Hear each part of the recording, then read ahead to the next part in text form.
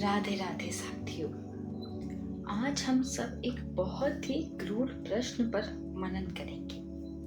हम सब जानते हैं कि जीवन में जो हम मानते हैं वही हमारे आचरण में झलकना चाहिए, परंतु कठिनाई तब आती है जब हम ध्यान या नाम जप में बैठते हैं और मन बार बार बाहरी आकर्षणों की ओर भाग जाता है। अनुशासन टूट जाता है और हम सोचते हैं अब क्या करें।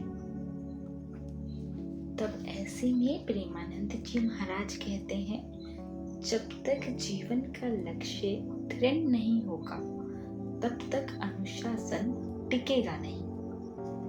हमारा लक्ष्य क्या है? परमात्मा प्राप्ति। लेकिन समस्या ये है कि संसार का आकर्षण हमें आज ही चाहिए और भगवान को हम कल पर टाल देते हैं। भोग हमें अभी भोगने हैं, पर भगवान को सोचते हैं कि कल मिल लेंगे, जबकि सत्य तो यही है, कल करे सो आज कर, आज करे सो अब। क्योंकि पल भर में प्रलय हो सकती है, ये जीवन का कोई भरोसा नहीं। चलिए सोचिए, ये सृष्टि कितनी आकर्षक है। नदियाँ, पर्वत, पुष्प, सूरज, चांद, स्त्री, पुरुष, सब मोहक है। और ये सब आकर्षण किसकी कृति है?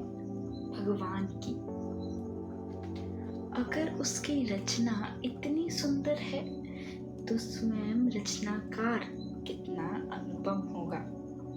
श्री कृष्ण का एक दर्शन ही यदि मिल जाए तो साधक बावरा हो जाता है, मगर वे तो पर्दे में रहते हैं। कभी कभी तो मन करता है, प्रभु थोड़ा मुस्कुरा दो, एक झलक दिखा दो, पर वे तुरंत सामने क्यों नहीं आते? क्योंकि अगर वे बेपर्दा हो जाए तो साधक संसार भूलकर केवल उन्हीं में खो जाएगा। इतिहास गवाह है।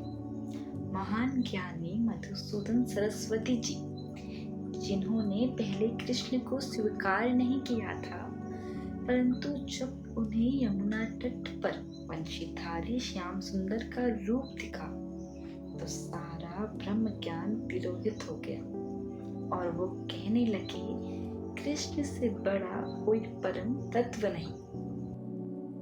श्री सुखदेव जी जो परमहंस और निर्लिप्त थे, जब भागवत के श्लोक में कृष्ण का नटवर रूप सुना तो उनकी समाधि भंग हो गई।